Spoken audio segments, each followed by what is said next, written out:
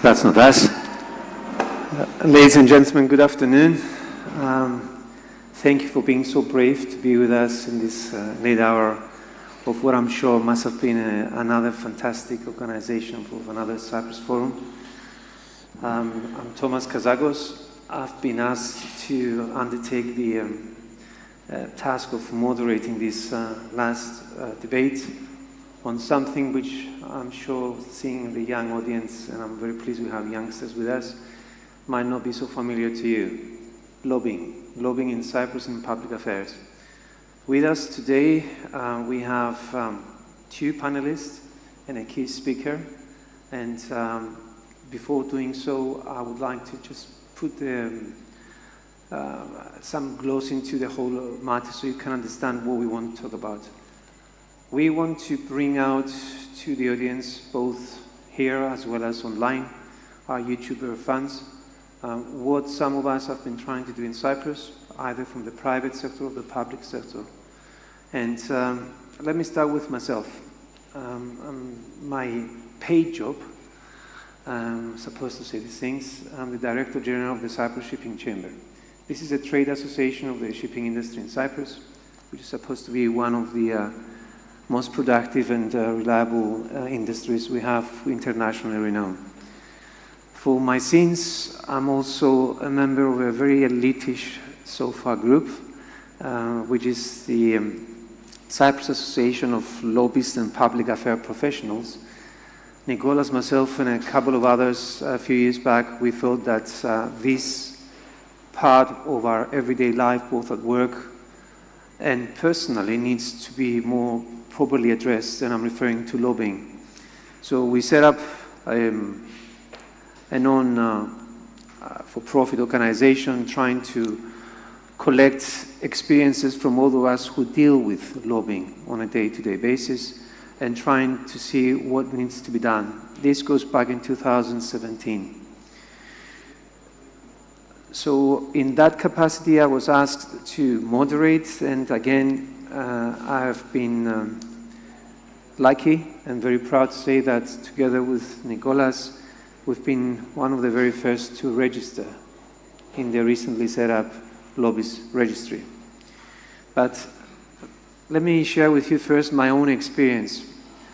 I'm supposed to be a professional lobbyist with no real professional training, because when I started 32 plus years ago, there was no such work even existing, either in Cyprus or most part of the world. Those countries that they did have this, it was amazing to see the inconsistencies of the definition of a lobbying. And for you to know, I'm sure Raphael will correct me if I'm wrong, the lobbying started in the United States at the Wheeler Intercontinental Hotel, which is opposite the White House. And if you go into that hotel, you'll see painted on the wall the first Lobbies International. That was set up many years ago because the President of the United States did not want to receive lobbyists in the White House, so he arranged to meet them opposite the White House, which is a hotel, still in operation, still with a hand-painted picture of lobbyists. Lobbyists meeting at lobbying of a hotel. This is not how we want to be seen. So let's see how these things are. So again, using my own example, when 20 years ago I was asked by a headhunter, what do you do? I said, I work for a shipping organization, I do this and that and the other. I don't understand, he said to me. I said, well, let me explain it to you. If you come from the United States, I'm a lobbyist. If you come from the UK, I'm a problem solver. So he quickly asked me, if you come from Cyprus, what are you? In those days, I said, I'm a quasi-dirty politician. That was the perception of lobbying those days. So this is what we want with this panel, that we want to bring out for open discussion. Allow me, on a personal level, to thank, first of all, the organizers of Cyprus Forum, not just for this panel, but for the array of Very interesting, diversified, and challenging and provocative in the panels that they have organized, not just this year, but all the previous years. And of course, I don't get paid. He doesn't lobby me. Nicolas has been the thriving force together with Oxygen for Democracy and many other unseen volunteers here and outside. And for someone who's been involved in lobbying for so many years, I'm extremely encouraged to see younger people than ourselves to take this initiative, not just for lobbying, but for making Cyprus proud. I know some of you might be discouraged. I've just listened to the previous discussion saying some negative or disheartening comments as to situation in Cyprus. And I'm not going to say, this is Cyprus. I use the Cyprus Forum to say, this is the Cyprus we want. This is the Cyprus you deserved. So with that initial comments, let me come to present the panel. As I already said, the topic is lobbying and public affairs in Cyprus. Purposely, we have structured the panel to bring you all sides of lobbying. I come from what we call in-house lobbying. That means I work for a trade association. I have a specific audience of clients. We don't call them clients, we call them members. They are the shipping companies that we service. Nicolas, as a practicing lawyer in one of his many hats, he's what we call the third-party lobbying. He offers services of lobbying to legitimate clients to promote and represent them to decision makers. So you have here with you the third-party lobbyists and the in-house lobbyists.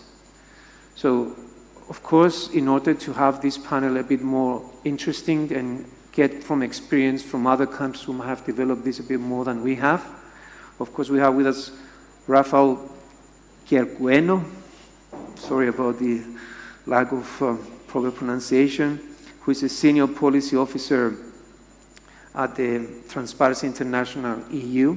I will give the chance to both of them to introduce themselves when their time comes.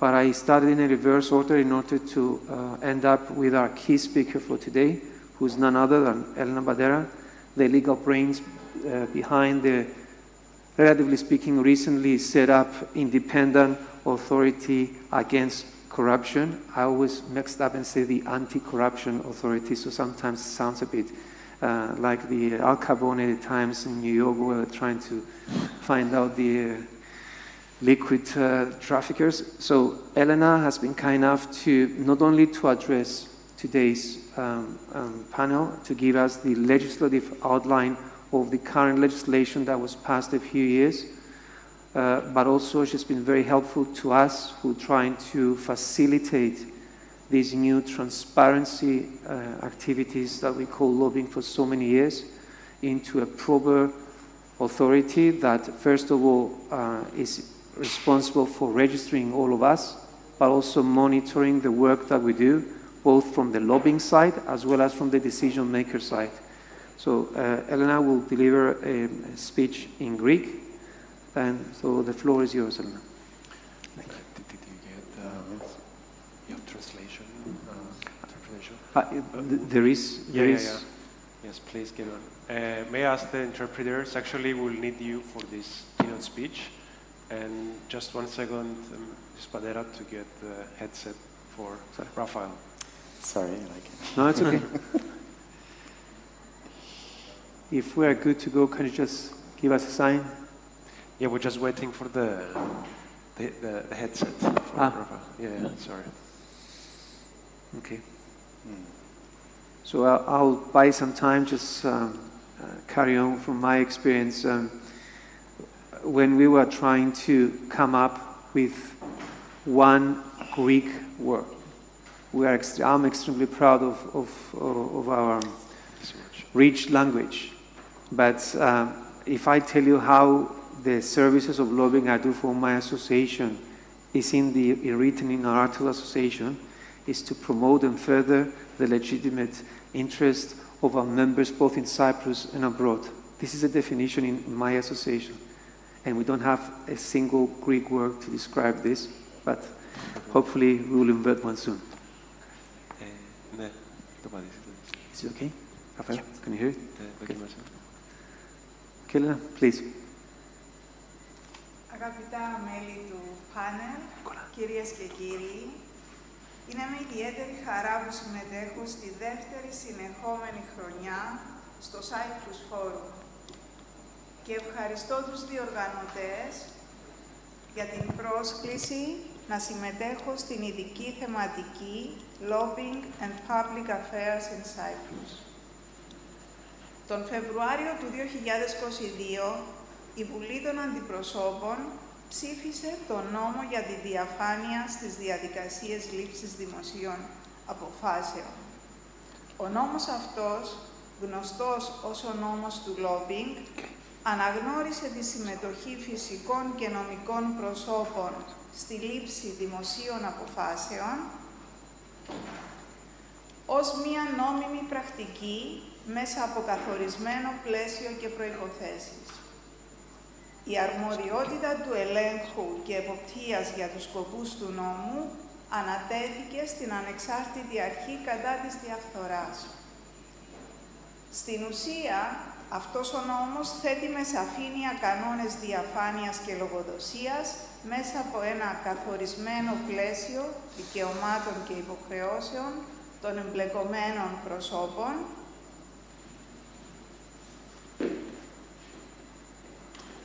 αναγνωρίζοντας την εμπλοκή στις δημόσιες αποφάσεις ως μία νόμιμη δραστηριότητα. Αυτό που όλοι γνωρίζουμε ως lobbying διατυπώνεται στον νόμο με τον όρο «εμπλοκή στις διαδικασίες λήψης δημοσίων αποφάσεων» και είναι η επικοινωνία εκπροσώπων συμφερόντων με αξιωματούχους με σκοπό να επηρεάσουν το περιεχόμενο μίας δημόσιας απόφασης για την προώθηση των οικονομικών και επιχειρηματικών τους συμφερόντων. Σκοπός του νόμου, η θεμελίωση και εμπέδωση της διαφάνειας στη λήψη δημοσίων αποφάσεων. Μέσα από τη διαφάνεια και τη λογοδοσία επιχειρείται η αποτροπή δημιουργίας συνθηκών που επιτρέπουν ή διευκολύνουν πράξεις διαφθοράς. Το πιο δυνατό σημείο του νόμου είναι η υποχρέωση εγγραφής στο Μητρό κάθε εκπροσώπου ομάδας ειδικού ενδιαφέροντος, κάθε εκπροσώπου συμφερόντων, που μπορεί να είναι φυσικό ή νομικό πρόσωπο. Η υποχρέωση είναι καθολική, με κάποιες πολύ συγκεκριμένες εξαιρέσεις και αφορά κάθε πρόσωπο που προτίθεται να έχει εμπλοκή σε διαδικασία λήψης δημόσιας απόφασης. Η διαφάνεια εκφράζεται μέσα από τη λογοδοσία. Κάθε λομπίστας οφείλει να δηλώνει κάθε δραστηριότητα εκπροσώπησης συμφερόντων. Είναι επίσης υποχρέωση των μερών η αποκάλυψη προς την αρχή του αντικειμένου της συνάντησης και το αποτέλεσμα στο οποίο αποσκοπεί αυτή η συνάντηση, όπως και οι θέσεις που προωθήθηκαν. Ποιος επικοινώνησε με ποιον και για ποιο σκοπό. Γι' αυτό καθορίζεται ως υποχρεωτική η υποβολή εξαμηνιαίων αναφορών από κάθε εκπρόσωπο συμφερόντων, αλλά και η αντίστοιχη υποβολή αναφορών από τον αξιωματούχο για κάθε επικοινωνία που πραγματοποίησαν μαζί. Η αρχή, στο πλαίσιο του υποπτικού της ρόλου, θα προχωρά ανά εξάμηνο σε συσχετισμό των αναφορών με τα έντυπα επικοινωνίας για να ελέγχει αν αυτά συμφωνούν μεταξύ τους. Το ίδιο ισχύει και με την τήρηση αρχείου δηλώσεων σύγκρουσης συμφέροντος σε σχέση με τα έντυπα αναφοράς και επικοινωνίας. Για σκοπούς διαφάνειας, το Μητρό είναι αναρτημένο στην επίσημη ιστοσελίδα της αρχής με στοιχεία και πληροφορίες για τα εγγεγραμμένα πρόσωπα. Εκεί καταγράφονται μεταξύ άλλων οι ομάδες συμφερόντων που ο κάθε λομπίστας εκπροσωπεί, όπως και οι τομείς των δραστηριοτήτων του. Καταγράφεται η ημερομηνία εγγραφής του στο Μητρό και τα στοιχεία επικοινωνίας του. Ο μηχανισμός λειτουργίας και εφαρμογής του θεσμού διεκπεραιώνεται μέσα από τις καθοδηγητές διατάξεις του νόμου και των κανονισμών. Στόχος της αρχής, η αξιοποίηση των εργαλείων που δίνει ο νόμος για την υποστήριξη του ελεκτικού και εποπτικού της έργου. Ζήτημα σύγκρουσης συμφέροντος μπορεί να προκύψει σε οποιοδήποτε στάδιο των διαδικασιών λήψης δημόσιας απόφασης. Σε αυτή την περίπτωση, ο αξιωματούχος έχει υποχρέωση να δηλώσει εγγράφος το συμφέρον του στην αρχή και να εξαιρεθεί από τη συμμετοχή του στη διαδικασία. Θέμα συμβίβαστου, το οποίο προκύπτει για πρώην κρατικό αξιωματούχο, ο οποίος προτίθεται να έχει δραστηριότητες λομπίστα, επίσης ρυθμίζεται από τον νόμο. Για να εμπλακεί πρώην κρατικός αξιωματούχος σε διαδικασίες ως εκπρόσωπος συμφερόντων τα πρώτα 2 έτη από την ημερομηνία αφιπηρέτησής του ή τερματισμού της υπηρεσίας ή της θητείας του, θα πρέπει να έχει εξασφαλίσει προηγουμένως τη σχετική έγκριση από την Ανεξάρτητη Ειδική Επιτροπή, όπως ο σχετικός νόμος ορίζει. Η πρόβλεψη του ασυμβίβαστου στον νόμο είχε σκοπό την καλύτερη διαχείριση του φαινομένου της περιστρεφόμενης πόρτας, που αποτελεί μία από τις βασικότερες ανησυχίες που σχετίζονται με τη σύγκρουση συμφερόντων. Η αρχή έχει εκδώσει κώδικα δεοντολογίας, ο οποίος απευθύνεται σε κάθε λομπίστα, σε κάθε εκπρόσωπο ομάδας ειδικού ενδιαφέροντος. Ο κώδικας καθιδρύει επαγγελματικά πρότυπα και καλές πρακτικές, τα οποία θα προσανατολίζουν και θα οριοθετούν την άσκηση αυτών των δραστηριοτήτων. Η δέσμευση συμμόρφωσης με τις διατάξεις του κώδικα είναι γραπτή και ολοκληρώνεται με την εγγραφή στο Μητρό. Τέλος, ο νόμος προβλέπει ποινικά αδικήματα για τη μη συμμόρφωση στις διατάξεις του με την επιβολή φυλάκισης ή χρηματικής ποινής. Επίσης, πράξη ή παράληψη κατά παράβαση των διατάξεων του νόμου παρέχει στην αρχή την εξουσία ανάκλησης ή αναστολής ή επιβολής διοικητικού προσκυτήμου. Είτε αυτεπάγγελτα είτε κατόπιν καταγγελίας, η αρχή είναι αρμόδια να εξετάσει την οποιαδήποτε παραβίαση του νόμου.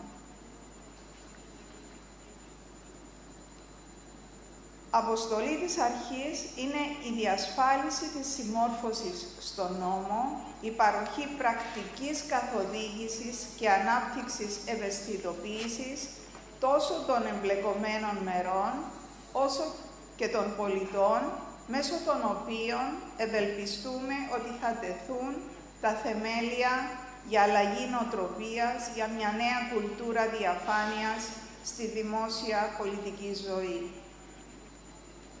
Ήδη έχει επιδειχθεί ιδιαίτερο ενδιαφέρον ενημέρωσης και συμμόρφωσης στον νόμο, τόσο από κρατικούς αξιωματούχους, όσο και από ενδυνάμει εκπροσώπους συμφερόντων. Είναι σε αυτό το πλαίσιο που η αρχή τον τελευταίο χρόνο, ανταποκρινόμενη σε σχετικές προσκλήσεις, παρήχε ειδικά στοχευμένα σεμινάρια ενημέρωσης και ανάλυσης του νόμου, είτε σε κρατικούς αξιωματούχους, είτε σε ομάδες ενδιαφερομένων για εγγραφή στο Μητρό, είτε ακόμα σε οργανωμένα σύνολα όπως ο Παγκύπριος Δικηγορικός Σύλλογος. Συνεχώς λαμβάνουμε και εξετάζουμε αιτήσεις για εγγραφή λομπιστών στο Μητρό. Μέχρι σήμερα έχουν εγγραφεί 94 λομπίστες, 73 ως φυσικά πρόσωπα και 21 ως νομικά πρόσωπα ιδιωτικού δικαίου, ενώ εκκρεμούν 40 αιτήσεις προς εξέταση. Ήδη έχουμε λάβει και εξετάζουμε την πρώτη ομάδα εξαμηνιαίων αναφορών για το εξάμηνο που προηγήθηκε και συνεχώς παραλαμβάνουμε γραπτές αναφορές από αξιωματούχους για τις επικοινωνίες που πραγματοποίησαν.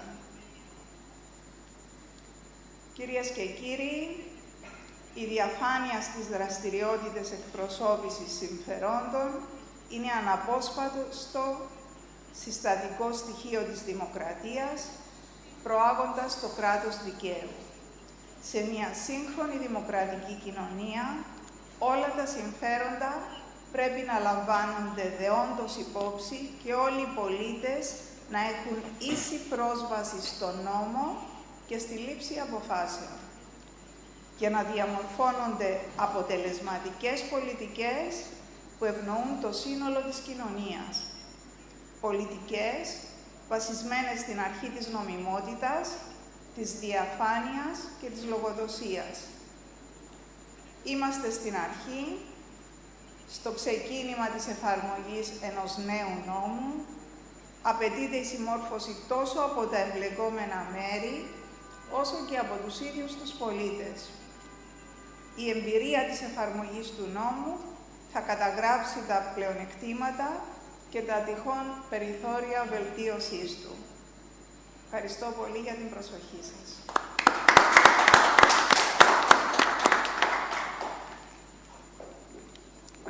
Elena, many thanks. We appreciate the fact that you represent a totally independent authority and your position is always sensitive to keep balances. So we thank you for a very comprehensive, not too detailed. You cover the main issues, especially for a guest from abroad. In order for him, hopefully the translator was on time. So you now have, Raphael, the legislative outline of the basic two laws that have been introduced in Cyprus in order to regulate what we call lobbying. I would now like to invite you as a first round. As already mentioned, Raphael is a senior policy officer at the Transparency International EU. He's been kind enough to visit Cyprus. It's his first, and I'm sure, hope, first of many to come, to give us an outline from his perspective. First of all, to give us a few words as to what Transparency International, for those of us who might not be aware, and then, of course, to give us some of the experiences that they have had already from other, at least EU member countries, that they are either in the same sort of pace or maybe, I'm sure, even further away or further down the line of implementation than we have. Raphael, feel free to give us words of wisdom and experience. Well, thank you very much, Thomas, for this great introduction, and thank you very much, Elena, for a very thorough outline of the law in Cyprus. And I must say the progress made so far is really amazing, and I will be more than happy to interact in the future to give some advice, but also to learn from your experience in pushing for this legislation. So welcome, everyone, and thank you for being here. I know it's been 2 intense days, so thank you for pushing through at 6:30. So my name is Raphael, and I'm a senior policy officer for Transparency International EU. And if you don't know, Transparency International is a global anti-corruption movement. We're present in over 120 countries, and our key role is to analyze the laws that underpin anti-corruption work and basically formulate targeted recommendations to policymakers, but also to society, and to promote the work of anti-corruption that we do worldwide. Now, I come here on behalf of the EU office, so my primary role is to look specifically at the EU institutions, not at the legislation that they push for, but actually at their own rules that applies to the decisions that they take on our behalf. And specifically, as you can guess why I'm here, on the rules pertaining to lobbying. So I want to start off with a question that I want to ask you, the public. I want to have a show of hands, and I want you to tell me whether you see lobbying as something that is positive or negative. And really don't be shy. Think about yourself. Lobbying, is it something, if I think of a lobbyist, I'm like, is it positive or negative? So who thinks lobbying is negative? Raise your hands. Don't hesitate. I want to raise my hand in both. Both, okay, both, so super negative. So we. No. Ah.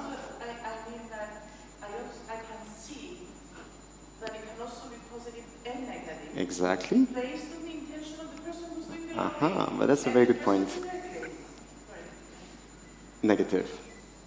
Yeah, I'm pretty much going to piggyback on what she said. That basically, lobbying can be bad, particularly whenever financial power is held by a minority group, particularly like in the U.S., where a small group of corporations are basically manipulating our whole political system. Excellent point. And for the rest, we all think it's positive? Half-half? So I'm just going to present myself, because most of the time when I ask this question, 3/4 of the room think it's negative. And then I present myself as like, hi, my name is Raphael, and I'm a lobbyist for Transparency International. Okay. And there's a reason why I say this is because for Transparency International, lobbying is just part of any democratic process. So any advanced democracy will have a lot of lobbying. The problem is, and as you already pertain to, is that the problem with lobbying is not necessarily that it's taking place. It is that sometimes, if it's not regulated properly, it can lead to instances of undue influence, corporate capture, or, as Elena also mentioned, conflicts of interest. And if you think of a recent example that happened in Brussels, the Qatargate example, which is a corruption scandal, but at the heart of this corruption scandal is a lack of regulation of lobbying in itself. So what we try to promote is that we promote the lobbying as an activity that is transparent, that is done with integrity, and that is accountable. And you might be thinking, well, that sounds easier said than done, especially when we're talking about organizations that are extremely well-resourced. And so over a number of years, we've researched and we've developed a number of key principles that bring about sound regulatory framework for lobbying. And there are 4 of them that I'm going to outline here today. The first one, and is the first one that often is the question that comes up when a country starts deciding on new rules on lobbying, is who is a lobbyist? Because I can guarantee you that once the discussion starts, the majority of organizations, individuals, they will scream and shout and saying like, I am not a lobbyist, because they don't want to be labeled as such. And that's usually, of course, if you start thinking that, well, what is good lobbying, what is bad lobbying, if you start creating special categories, it means that a significant proportion of the people might not be captured by your rules, and that means that you don't have the other elements, which is transparency, integrity, accountability. In a certain sense, you create a loophole. So the way around it for Transparency International is that we don't define who is a lobbyist, but we define the activity of lobbying. And the activity is very clear. It's any direct or indirect communication on behalf of an organized group with the purpose of influencing decisions. So direct communication, think, for example, I sit down with a member of the European Parliament and I tell the member this is some of the changes you need to do, and that is lobbying. I formulate amendments. That's direct communication. Indirect communication is maybe all the publicity that I might do on LinkedIn, the events that I organize, and maybe also when I go to the media. That's the indirect communication. And the reason why we have this large, all-encompassing definition means that everybody that is involved in that activity will be labeled as a lobbyist.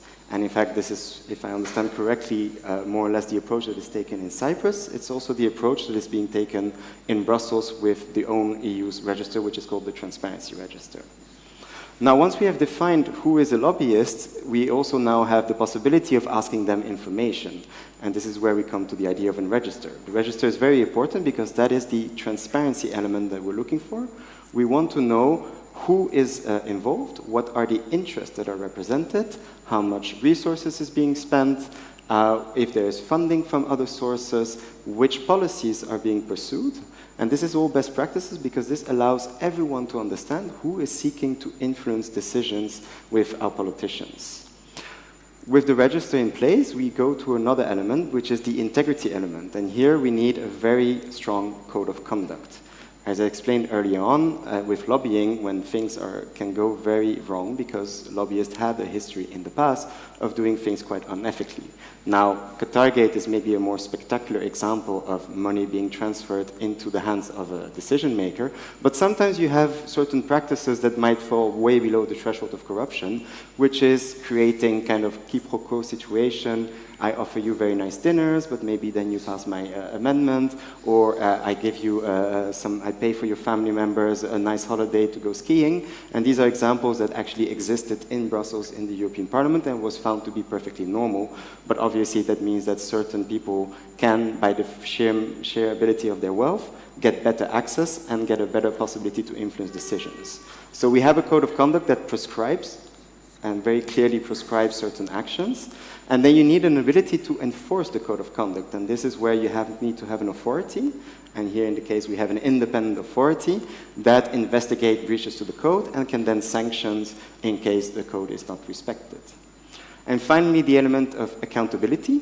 And accountability is for all of us citizens to know how the decisions were made. And here it's about the proactive publication of the interactions between the lobbyists and the decision makers. So this can take many forms. For example, in Brussels, it's the publication of lobby meetings, and you can then basically see the footprint of any given organization and start making fun analysis of whether, for example, more resources provides privileged access to decision maker. An example, I did a report in 2018, which was about big tech lobbying, because I saw that big tech companies were significantly increasing their budget, and I also saw that there was a significant increase in the number of meetings. And obviously that led to a recommendation of saying, be very careful, because it's important on decisions such as tech regulation, that all the voices are heard, so that you need to make sure that other voices can also participate in the decision-making process. So we have a four key principles, but what does it look like across the EU? And here I'm very sad to say that the vast majority of member states don't even come close to having adopted. Now, good for us here today in Cyprus is that actually Cyprus does apply the four principles. But what you will see is that the other member states that do, that is France, Germany, Ireland, and Finland, they all apply it quite differently. So if we look, for example, in the enforcement of the code of conduct, you have, in Cyprus and in France, you have an independent authority. But in Germany, for example, the code of conduct is enforced by the Bundestag themselves. That means that it's on the political will to decide whether or not to implement the code of conduct. Now, obviously, in Germany, there's a tendency to follow the rules, but you can imagine that maybe in some other context, there might be a bit of a political meddling to not apply the rules, depending on who breaches them. In fact, in Brussels, we do not have an independent authority for the Transparency Register. It is co-managed by the European Commission and the European Parliament, and they assign around 10 people to enforce the rules. And that means that 10 people are assigned to monitor the activities of 12,000 organizations. So here again, we point to a problem of resources. Of the other member states that have quite sound rules, you have, for example, Ireland, that doesn't publish lobby meetings, but publish lobby activities. And it is over the course of a certain period, that is a reporting period of 6 months, the lobby organization will say, well, I have contacted via email, via phone, via direct meetings, these officials, and I've specifically contacted them about this specific topic or this specific legislation. This is also the case in France, where we're talking about lobbying activities, and I'm not sure if that's also the case in Cyprus, or is it meetings? It's the case in Cyprus as well. Yeah. So you see that there's a very diverse set of rule set, but again, unfortunately, most member states don't have any rules. In fact, 14 of them have either a voluntary system or no rules at all, which basically means that lobbying can remain unregulated with the possible consequences that I've outlined before. But one of the key hurdles that I've also noticed when countries reform their rules and adopt rules on lobbying is how do you get buy-in from the lobbyists themselves? How do you ensure that they want to register and encourage them to abide by the rules? And here there are sort of also different aspects that come into play. Now, I already mentioned in Brussels we have the EU Transparency Register with 12,000 organizations. And we have 12,000 organizations because these EU institutions have applied something that we call the conditionality principle. And I'm very sorry if it's a bit technical, but the conditionality principle simply says that in the European Commission, you cannot have a meeting at the highest level without prior registration. So if you want to meet a commissioner, a director general, the cabinet member, the first thing they will ask is, what is your transparency register number? Otherwise, you cannot have a meeting. And that had quite a big consequence in Brussels when this rule was put in place, because the number of people that registered doubled in amount. Because obviously, if you cannot meet with decision makers, you cannot be an effective lobbyist. And it also significantly increased the quality of what the lobbying were saying, because they wanted to make sure that, since the register was becoming serious, that people were starting to pay attention. Now, in the European Parliament, the conditionality principle is a little bit different, because there it's only if you attend parliamentary hearings. And this is a loophole. And that's also pointing to a problem about lobby regulations, because if you don't get it right, you just create loopholes after loopholes after loopholes. And in the European Parliament, if you are an unregistered organization and therefore not transparent about who you are, or maybe, for example, as is the case very often in Brussels, you represent a foreign interest that tries to influence decision-making without being caught, then you can still meet MEPs, because if you want to meet a member of the European Parliament, you don't have to be registered. And that's sort of like pointing out a little bit the sensibilities of, if you look at conditionality principle, it has to be very clear that it should apply to every meeting, or otherwise you create the loophole itself. Other countries have decided to take a more of a stick approach. This is not something necessarily that we advocate at TI, but it can make sense within the national context. So in France, they have very extensive investigative powers, and what they do is that they basically seek out the organization that should register, and if they don't register, the consequences can be a fine or up to even imprisonment. Now, I'm sure that is effective in France. It's also the case in Ireland, where they have very extensive investigative power to make sure that people do register. But I would also point maybe to another element of how to, because this is the discussion that we wanted to have today, is to simply think about the benefit of the transparency of a register itself. One of the work that we've done in Brussels is to approach the lobby organization and tell them that it is also in their interest. Being on the register means that you also have a kind of seal of approval, that you are abiding by a certain code of conduct, and you're professionalizing the profession of lobbying and trying also to dispel the fact that it is very negative, and you also make a promise that you will not engage in undue influence or try to take decisions through conflict of interest. And we also have we also use the positive argument that it can be beneficial for public decision makers themselves, because they, before they meet an organization, they have then the ability to make sure that they know who they're representing and that the people that they have in front of them are not lying about the interests that they have. They can see the resources, they can see the connections, and this brings sort of a measure of security for themselves. So I think I've already talked quite a bit. I was told to keep it a little bit short. Very useful. But this is what I wanted to outline a little bit, sort of like the introduction of how lobby regulation works, how it is applied in different member states, and obviously I would really look forward to hearing your thoughts about this, and also to have a lively discussion with my fellow panelists. Thank you. Raphael, thank you so much. I think it's a breath of fresh air for us. We've been trying to do it from the inside, to listen to some of the points, and of course I'll give the floor now to Nicolas. I would like to come back and dwell on some of the things, but I already noted that at least the 5 pillars that you mentioned as part of the European setup, I'm very glad to say that we meet them, at least in law. We'll see now later on how we meet them in real terms, in implementation, because you've heard from Ms. Patera, the very low number of registrations already. But I'll come back to that. I've talked a lot. Lawyers tend to have this problem, and lobbyists even more. So over to someone who is, I don't know how I'm going to present him now. He's the executive president chairman of Cyprus Forum. He's a member of the Lobbyist Association. He's a lawyer, he's an academic. I think just let me speak. And the last one, he's young. Okay, this is what I like about Nicolas. And I have to say he joined our association of lobbyists a few years after us, but he has been the driving force of all of us since then. I already introduced him in his capacity as a third-party lobbyist, which is something I want to discuss and pick on the experience from Raphael. But I give the floor now to Nicolas for whatever wisdom he has acquired the last few years, really fighting within Parliament, Cyprus Parliament, to make sure that the law itself is passed in a way that it's as much workable as possible for the authority subsequently to be able to have the power to implement it, because passing a law just for passing it and having no teeth will end up with the negative vote that the young lady at the back said at the beginning, that she feels that lobbying is negative. I'll come back to that as well, but Nicolas, the floor is yours. Yeah, I wanted to just give a brief overview of how we ended up here, and to have this discussion now today with the two of you, and Mrs. Patera to have the position she has. I think this is a miracle.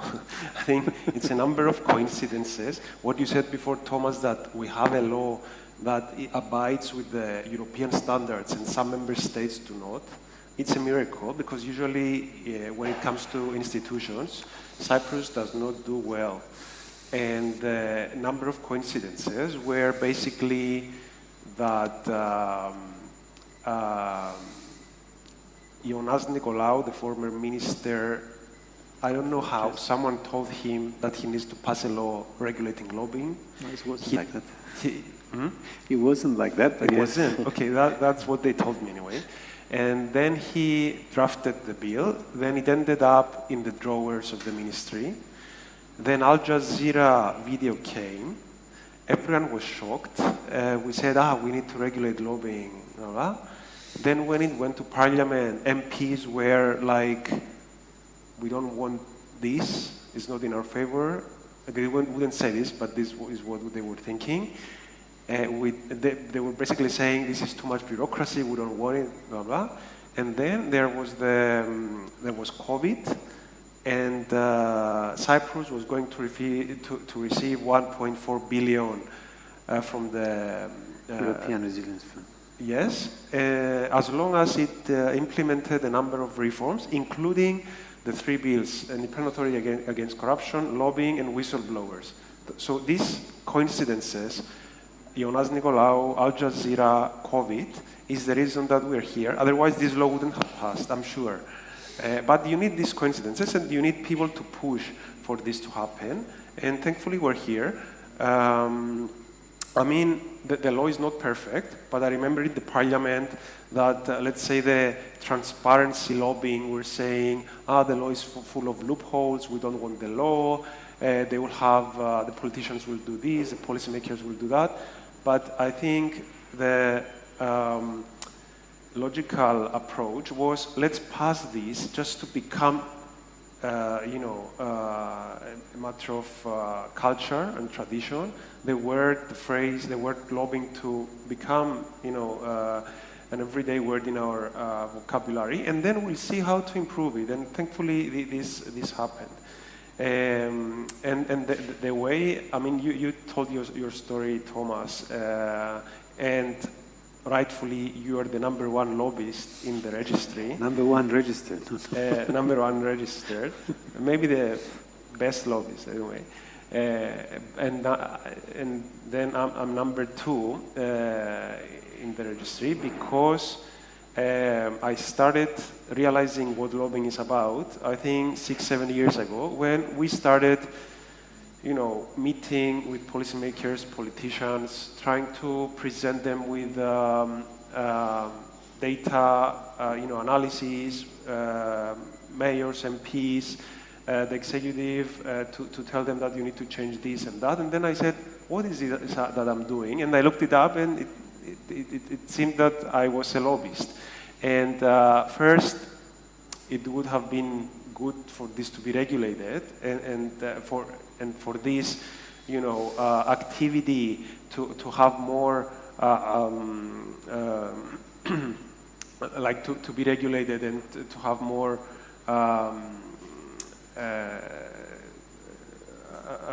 To be official, and secondly, because it is unfair for someone to be able to meet and for someone not to be able. So for these reasons, I became an advocate of regulated lobbying and evidence-based lobbying, because obviously this is the right thing to do in a democracy, and this is what makes a democracy truly participatory and the bills more qualitative. Because if you have the lobbies, usually lobbies are businesses, maybe academics, maybe the NGOs who have some experience, who have something to share, and with this the policymakers, the officials learn, and the legislation becomes more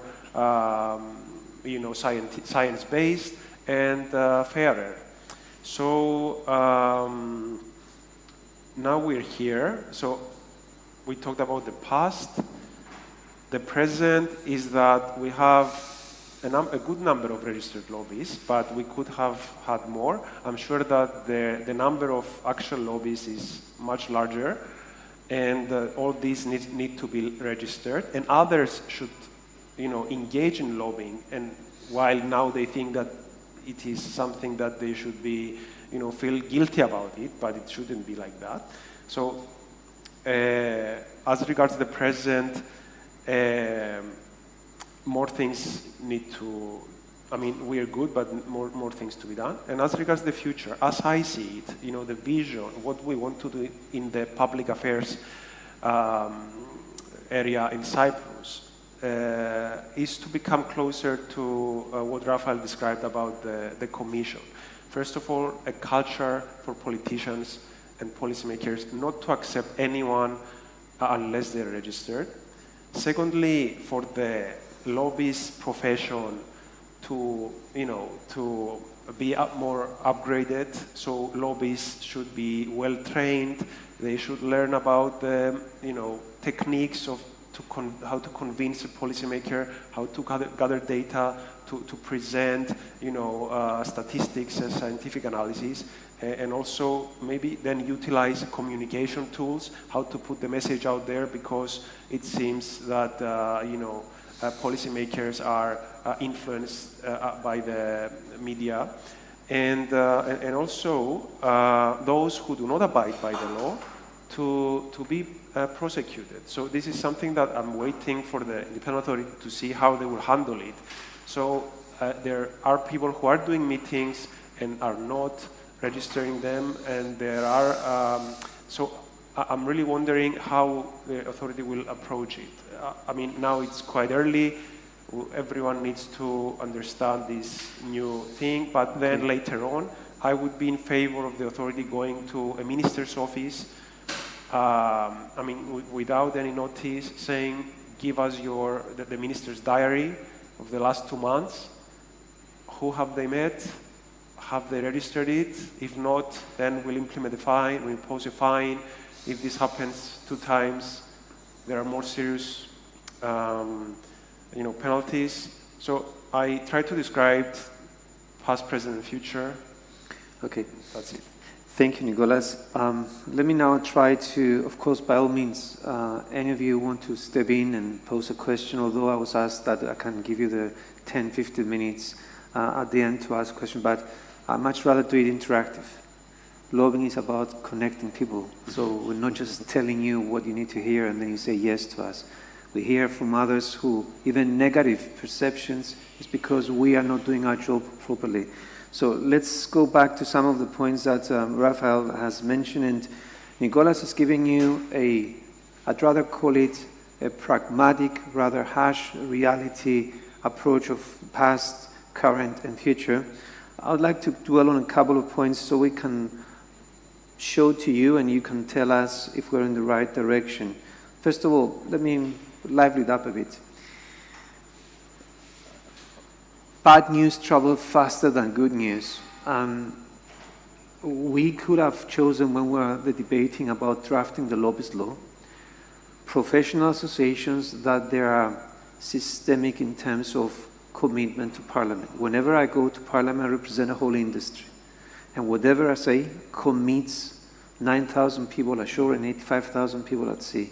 Similar other organizations, they say. We could have argued that could have stayed outside the scope because we are already registered. I've been registered with the EU Transparency Registry for I don't know how many years now. No problem. It was just a simple process. And as you said, we are using it. We are marketing this, that we are properly registered. We have nothing to be afraid of. In fact, we are very proud of having this qualification. And just to crack a joke, in my long career in my trade, I've been called many names, many nicknames, bad names, but the one that stuck and wherever I go is the one that I got, the one that Nicolas just reminded me, I'm supposed to be the first lobbyist. And you hear sometimes the sarcasm, because it's something new. So coming back to the current situation, we have chosen in Cyprus to include both third party, in-house, and third party. Is this something that is also applies in other countries, like trade associations, professional organizations, not individuals? It's something that were along the same lines, correct? That's correct, yes. Good. So, as I said, we could have used our lobbying power to stay outside. And let me give you a tip so you can put it in your notes. Whilst the whole private sector has now under the long arm of Elena's authority to require that all of us are registered, this also includes from the state side is all the decision makers, but I'm not quite sure about the MPs, if they operate on individual capacity. So, first question, an MP in another EU member state, during his or her term of office as an MP, which is a part-time job, at least in Cyprus, does he or she have to be registered if he or she engages in any shape or form of lobbying? It's not quite like that it works. So basically, it's not that the public decision makers are registered, but in the law, often they're designated as people that fall under the scope of the regulatory framework. So if you look in Ireland, for example, they have a very long list of public officials, including, they go quite far because it also includes, for example, the representation of Ireland to the EU, so more like an embassy, and you have a very long list, and these decision makers, if you enter into contact with them, you as an organization become a lobbyist. There's also a threshold of the number of contacts, but after which you have to be transparent and then abide by the code. But they themselves are not necessarily, as figuratively speaking, in the register itself, just to be very clear. Okay. But what does happen is that, I will take the example simply of the European Commission, because this is a decision to publish those lobby meetings that came all the way from the top, because it was a decision from the president of the Commission in 2014, after a scandal, and decided that now we need to be transparent about who we need. And it is enforced because basically how it's done is that you cannot register a meeting without the transparency register number. So there's a bit of an element of how you do it, the enforcement part. Yeah. The reason I'm asking is because, like in Cyprus, and I'm sure in many other smaller states, like we only have 56 MPs. But we have 7 political parties so far in Parliament. When I go abroad and talk about Cyprus and they tell me, I say, well, it's a lobbyist paradise to have only 56 MPs and not 750 MPs. But when I tell them I have 7 political parties, I'm sorry that one of the MP was just left, but sometimes in Cyprus, the balance of power is not the 2 big parties. It's a single theme, single standing MP who can sort of tip the balance. So for us, in order to make sure that the decision makers, now I'm talking about the legislative side, is properly advised of what's happening, we have to lobby all 7 political parties. So, and I've experienced that a number of times, and a member of parliament calls a minister and says, there is a road that needs to be done from village A to village B, or some rural development. In my books, if he or she acts like this, it's lobbying. Like if I go and trying to convince the Cyprus government to take a positive decision regarding shipping, for example, my industry, I'm definitely a lobbyist. But if someone else who's a decision maker when it comes to the law affecting our industry is doing it, is not. But I got the answer. Next question. The issue of conditionality principle. The law is brand new. I have to tell you, and I'm very pleased to say, that in many occasions since the law has passed, I don't know, maybe because I'm known that I'm already registered, those decision makers I've seen, they have asked others who participate, are you registered? So I have to pass on a positive message slowly, not fast enough. For me personally, if I'm expressive, 94 registered lobbyists in Cyprus, 7 of which are my, including me, is totally unacceptable. Talking about hundreds of thousands of people who can eligibly be called. But it's a start. So let's not be negative. So I'm just trying to pick on your experience. If in the countries that they apply this conditionality principle, have you experienced that in both the executive as well as the legislative side, or just one side only? I mean, if I ask to see an MP, does this apply? If I'm not registered, he or she will not see me in the countries that they have applied this? Or does it apply only for government side? So that actually depends, because it is true that that's one of the key issues as well, is to sort of like which government branches are included in the legislation. And here you do see a big difference, because if you look, for example, in Germany, it's the lobby register of the Bundestag. Yes. So it is the register of the parliament, but it's not the register of the ministries. If you look, for example, in Italy, it's actually only one ministry that has a transparency register and not all of them. So that is obviously a very good question, but we, from Transparency International's perspective, say that both the legislative and executive branch should fall under the rules. And ideally as well, it should be harmonized rules, because this is what I also see quite often, is that you see different rules depending on the institutions, and that is confusing for lobbyists. It is really important to keep the rules as sort of streamlined as possible. I can give also a bit of an example that doesn't directly relate to what you said, but it's more sort of like the consequences of having different rules for different type of organization from the Transparency Register. So if you look at the finances that are being reported on the Transparency Register, organizations that represent economic interest, they report their lobbying budget. So all the money that they spend, let's say the rent, the wages that they spend, the communications, and that's one part. But civil society organizations, they have to report their total global operating income. And that can come to a very misleading conclusion, because if you look at the total amount of money being spent on the Transparency Register, economic side spends around 1.8 billion euros per year lobbying the EU institutions, but then the civil society spends 398 billion euros because it's all their income globally. And this is really to take into account that if you applied the same rules to the economic side of the lobbyist, you would probably capture a big proportion of the global GDP. Yeah? And now, obviously, this is not to say that civil society should not report their finances, but it's just to say that it's very important that we have similar registration rules, both for the public institutions, but also for the lobbyists, so that we have sort of the information is comparable and has the same, is applicable. Clear. Please. Yes.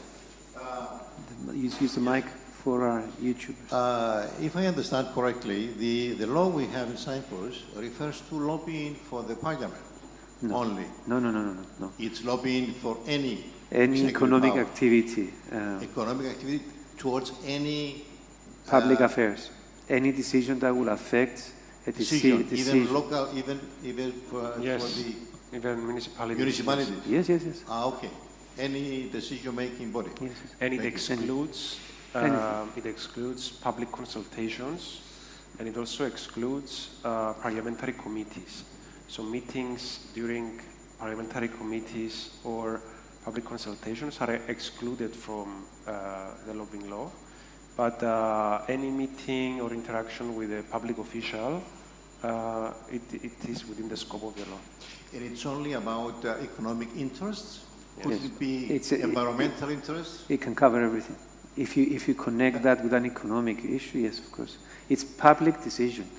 The short answer to your question is yes, minus the exemptions that Nicolas mentioned, plus another one is for unions who talk about labor issues. The rest of it, all the activities in Cyprus, strictly speaking, should be governed by this, because even if you talk about environmental issues, to a certain extent, it involves a public decision making, which I can say I have a vested interest, whether I'm an environmentalist or I'm not an environmentalist. But it all depends how the... yes, please. I think it's quite clear that you have interest groups that are lobbying for their own interests to the legislators. Okay? Not only the legislators, the government side as well. That for me is clear. The decision makers. What happens when you have the media, who may, behind the media, maybe some Financial interest. Financial. And how do you deal with that? I mean, they are not going to say, I'm a lobbyist, I'm a journalist. Okay. And I think that's more serious, because maybe I work for an NGO and I want to promote GMO-free Cyprus. Then you have a newspaper printing articles saying that there's nothing wrong with GMOs. What's your problem? Okay. So It's a how matter to of regulate the journalists? It's a matter of regulating the media. I think that totally different. Yeah, I don't think media comes into that. No. Wait. If it took us so much effort to come to this stage.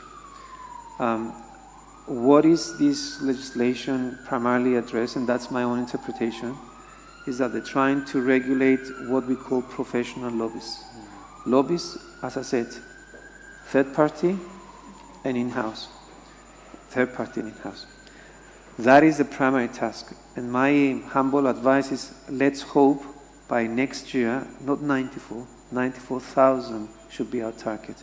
Because if you understand to combine the two questions, strictly speaking, every single company in Cyprus who deals with any decision maker in Cyprus, strictly speaking, if they carry on contacts with those who can be affected in taking a decision in favor or against, they could be seen as eligible lobbyists.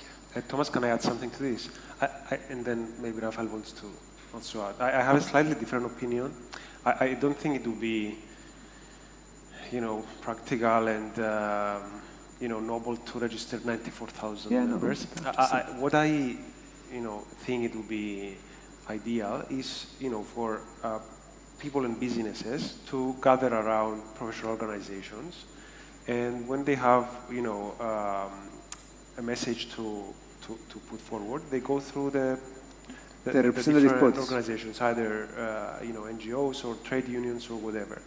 And this is, the reason that these organizations exist, to do advocacy, to do lobbying. The other thing is that, most people don't know about the law, including politicians. And my recent experience, and I also wrote a small piece in a newspaper, was that when I went for a meeting with the presidency, and they asked me whether the meeting was within the scope of the law. Then they asked me if I was registered, and then they told me, please note that we'll have all the paperwork during our meeting. And that was perfect, and I wrote about it. On the other hand, I had a meeting with with a ministry, a very important ministry, and which I'm sure they do this kind of meetings every day. And I told them, I think this meeting was within the scope, and they told me, our minister and our director general told us that only meetings with the minister and the director general should be reported. And I said, no, that's wrong. And in a few minutes, the legal officer of the ministry called me back, and she said, oh, I'm sorry, I didn't know about this, and you're right, and let me come back to you in a few days. So, we have a lot of work to do, and I agree, of course, that we have at least to work on what we have and do that. Can I just build on that? Last point is that yesterday, when I had an interview with Irini Bigi, the deputy minister to the president, she told me that the presidency appointed former Judge Arestis as an advisor for ethical issues. And one of the things, for example, that the idea is that members of the government can reach out to him and ask for advice when they're not sure about something. And some, a matter that she told me that they would ask him quite often is, does this meeting is within the scope? So I also think that this is a good practice and development. Okay. Yeah. Can I just try to connect this, because I'm mindful of the time. I have a question which I think is a constructive question. The current requirements under our law for physical or corporate persons to register, we consider, with all due respect, to be quite cumbersome, not for us, but for the authority itself. Because strictly speaking, if you have, let's say, an association that has, take mine association, okay? We have a board of directors, the 12 gods of Olympus, as I call them. We have 16 permanent committees, which they might have 25 resident experts, all members of our staff. So if I multiply all this, strictly speaking, if I'm going to see a minister and I take one of those advisors with me, I'm the lobbyist, that means I have to register them with Elena and her authority. From your experience, if I may express a personal view, which stems from practical implementation reasons, what we believe is that, what I believe, what the authority needs is to have an accountability, as you mentioned in your last point, as to who should be under the scope of the registration. So, for the authority to know that a particular trade association, the shipping chamber in Cyprus, is a registered organization for lobbyists, it has a particular person in charge, let's call me the Director General, like I do when I go to Parliament. If I go to Parliament, if any of my officers goes to Parliament, I'll give them an authorization letter that says, Mr. So-and-so acts on behalf of my organization and is fully authorized to commit the organization and by extension the whole industry. I don't need to go to every parliamentary committee. We have other colleagues who does that. This way, we believe I will be more, it will always be accountable, because whatever happens, whoever meets any politician, any quasi-government or any great government body talking about shipping, for example, automatically there will be a record with the authority that will say, is this person who came to speak to the minister really authorized? Yes or no? If I say no, then I'm like, he or she is breaking the law and I'm also not complying. This way, we believe it's going to be much easier for the authority to keep track and for more incentives for more people to not bypass the bureaucracy, but be more practical in trying to register.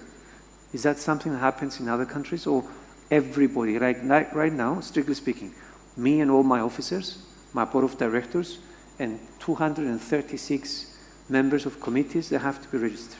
How does it apply in other countries? Well, as you can guess, different countries apply this Just very differently. give me the most common practice. But the most common one is not necessarily that. The most common one is that it's really the organization that is registered, not the individual. And then, depending on how they set up the system, you can have certain individuals that have, for example, access badges to the public institution. Like, for example, I have a brown badge that gives me access to the European Parliament, and there I have my actual name on the transparency register. So those people would need to be individually registered. So the only other system where I can see would be quite similar would be France, where there is a person in charge of lobby relations, and also a list of people that are habilitated to conduct lobbying activities. Now, obviously, as you mentioned, that can create some issues, because depending on who you bring along, you might have to go through the registration process over and over again. I'm quite lucky in Brussels that this is not the case, because it's always the organization that is represented. It can be anyone that is employed by Transparency International EU, is allowed to go to a meeting and doesn't necessarily need to have the access badge. That being said, I would always advise that those individuals that are more or involved in the lobbying, so not the person that does it maybe 1 or twice per year, but the person that really do it as part of their job, it is good for their names to be out there, so that there's also a measure of accountability and that people can know who you are. So that's a bit of a good practice in general speaking, but it's not necessarily something that is absolutely necessary for everyone to be listed there. Okay, the reason why I'm asking, some of us, like myself, I see that the board of directors of 5 different organizations, and they're all in the same business. So strictly speaking, unless I'm personally registered, as I have been, as a person, I will need to be registered, which gives another practical difficulty for the authority, because imagine, they will have, unless when you register and you put, I'm involved in shipping, in the industry, in energy, in tourism, and you tick the box, then you don't need to. But if the organizations, they are separate, strictly speaking again, it's a nightmare scenario for the authority. And imagine the accountability on an annual basis. I might get fired, I might find another job. So these are practical things, and instead of the authority having the time and the energy resources to focus on those, as Nicolas said, who have not registered, those who might try to get in this decision-making machinery without following the same principles, they are forced to spend a lot of energy and limited resources, let alone budget, to try and make sure that I have registered 283 or 5 or 6 or 1. So thanks for that. And final question from me is on the reporting side. As you said, on the accountability, that there will be public accountability in the reports that we send to the authority. We have submitted our 6 months for my association as a piece of cake because we do that every time. And it's not something that we're here because every time we have a meeting with the social media these days, we are the ones we want to publicize it. We had a meeting with this minister, we had a meeting at this parliamentary committee, so our members and the people say, yes, this organization works transparently, have nothing to be afraid of. Question to you is that, from what I understand, are there similar, because in Cyprus, I have to register a simple form and submit it within 6 months of all the meetings I had. The Minister of Shipping, for example, has to do the same thing within 2 months, and then they also have to issue minutes of the meeting, which then I have to also verify that it's the correct things that we have said. Is this similar to other countries, especially the minutes part? There's only one country in the EU that has like a double registration system for interactions, and that's Lithuania, where both the lobbyist and the public decision maker that was targeted both have to file a report that the meeting took place. And I don't think they actually put the minutes, but they put like a small description of what was being discussed and possibly also which law was being targeted. The idea behind it, of course, is to look that people are reporting correctly, because theoretically you could see that one has filed a report and the other one hasn't. But this is quite unique, and I see that in Cyprus it's something very similar, but most other countries don't have that. Other countries, they have the reporting of lobbying activities by lobbyists themselves. If you look at the experience in France, it can create also a bit of a false sense that some are doing a lot more lobbying than others, because you see organizations that might do a report for every single meeting, and some organizations, because it's an activity, they say, well, I have undertaken a lobbying activity over the course of 6 months, and so they have only one, but probably they did as much effort as the other ones. The way around it, at least, that we advocate for in Brussels, because we also have 12,000 organizations. So if you can think that you have 12,000 organizations who are all doing a lobbying report and asking the decision makers to do the same, I think you get into terabytes of information, and it might be a bit hard to track. So the way that we suggest is to publish the lobby meetings, because that creates that accountability that a meeting took place, and maybe ask some more information about the meetings, because in Brussels it's just one line saying that we discussed, let's say, digital policy, but some also say exchange of views, which falls a bit below the threshold of accountability. So different systems. It depends on sort of like how many people are concerned, and I'm glad Can I that, also yes, ask something, Raphael? Sorry to get your... I was going to say I'm glad that Elena is here to listen as well. Because I wanted to ask, I mean, is there any country that is particularly strict in the application of the law, or the authority is particularly strict in imposing fines? And I mean, have there been occasions of prosecutions in serious cases? now prosecutions, not that I'm aware of, but maybe I can talk about the case, because yes, France is quite strict in the application of the law, and my colleague from Transparency International France had told me about a story that is really interesting in terms of applying the code of conduct, because in the rules in France it really says that you are not allowed to transmit misleading information. And it just so happened that there was an organization that was lobbying for pesticides that had transmitted a report saying that if the decision makers passed a certain law, a number of like tens of thousands of jobs would be lost. Now, it's a bit unfortunate for that organization, because the law did pass, and then afterwards no jobs were lost. So there was real proof that what they transmitted was simply not true. There was then a report that was done, and actually the authority and also the parliament decided for the first time ever not even really to sanction, but more to name and shame, of saying this is really not good practice. Please transmit correct information. And that's also a way of enforcing accountability, yes, right? Deterrent. It's a good deterrent. Okay, we have 1 minute and 43 seconds. Any questions from the floor before I ask our lobbyist friends to do what they do best? Lobby. Yes, please. I just want to say something. You know, use the mic for the YouTuber. No, it's for... Okay. I think integrity should not be a choice. And I also think that these regulations should be put in place for the bad guys. Meaning that I hear you and you're happy for, and I know that you and Nicolas have really took the effort to bring things where they are today. But the regulation needs to be there for the people who are really trying to do these things without visibility. It is there. So, yeah, but the thing is that, are you sure there are no ways for these people to do it without being known? The short answer, if I may, is that from a lawyer's perspective that I come from my trade, if you want to bypass the law, you'll find 1,000 ways to do it.